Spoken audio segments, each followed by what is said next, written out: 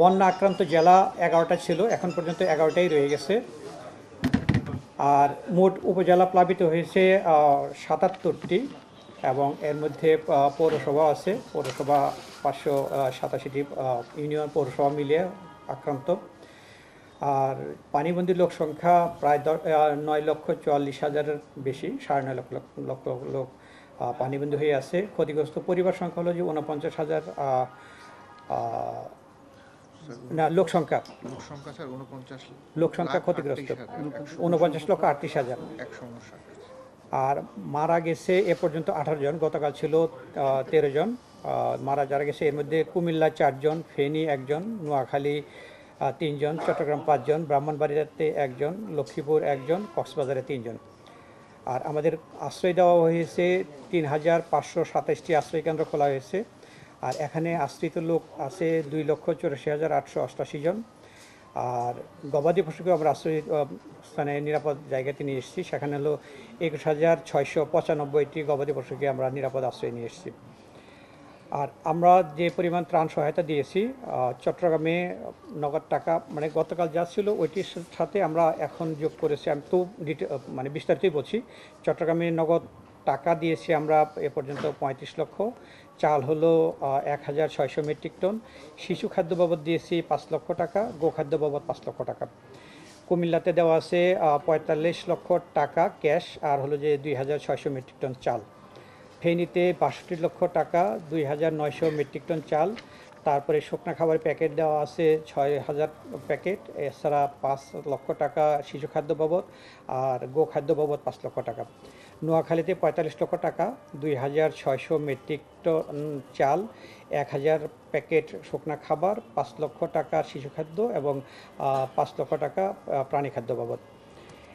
সিলেটে 45 লক্ষ টাকা, আর 2,600 মেট্রিক টন চাল, 4,000 প্যাকেট শুকনা খাবারের, 5 লক্ষ টাকা শিশু খাদ্য বাবদ এবং 5 লক্ষ টাকা প্রাণী খাদ্য বাবদ। আর মৌলভীবাজারে 30 লক্ষ টাকা, 2,350 মেট্রিক টন চাল, 1,000 প্যাকেট শুকনা খাবার। হবিগঞ্জ জেলাতে 35 লক্ষ টাকা, 2,400 মেট্রিক টন চাল, 3,000 প্যাকেট শুকনা খাবার, 5 লক্ষ টাকা শিশু খাদ্য বাবদ, 5 লক্ষ টাকা প্রাণী খাদ্য বাবদ। এছাড়া ব্রাহ্মণবাড়িয়াতে আছে 15 লক্ষ টাকা এবং 1,600 মেট্রিক টন চাল। লক্ষ্মীপুরে 10 লক্ষ টাকা, 500 মেট্রিক টন চাল, 5 লক্ষ টাকা গোখাদ্য, 5 লক্ষ টাকা শিশু খাদ্য বাবদ। খাগড়াছড়িতে 10 লক্ষ টাকা, 500 মেট্রিক টন চাল। কক্সবাজারে 20 লক্ষ টাকা, 500 মেট্রিক টন চাল, 5 লক্ষ টাকা শিশু খাদ্য এবং 5 লক্ষ টাকা প্রাণী খাদ্য বাবদ দেওয়া আছে। সর্বমোট এই 11টা জেলাতে 3,52 লক্ষ নগদ টাকা, 20,150 মেট্রিক টন চাল, 15,000 প্যাকেট শুকনা খাবার, 35 লক্ষ টাকা শিশু খাদ্য বাবদ এবং 35 লক্ষ টাকা গোখাদ্য বাবদ আমরা পাঠিয়ে দিয়েছি।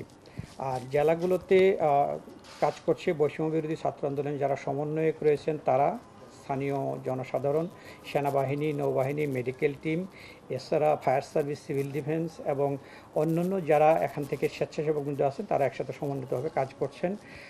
আর আমাদের যে কন্ট্রোল রুমের কথা যেটা আপনারাও দিয়েছেন টিভি টেলপে, যে সার্বক্ষণিক খোলা রয়েছে।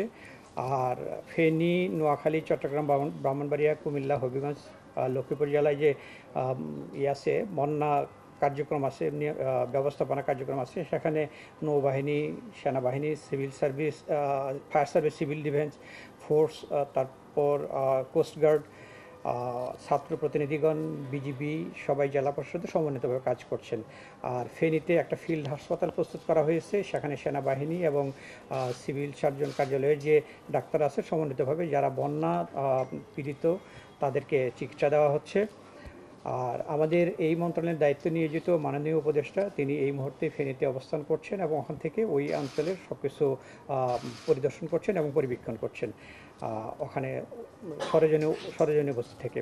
আর ফেনীতে একটা ভিসেট চালু আছে। আপনারা জানেন যে এই সময়ে ওখানের সাথে যোগাযোগ বিচ্ছিন্ন হয়ে গেছিলো, ভিসেট চালু করে এখন যোগাযোগ মোটামুটি আমরা করতে পারছি।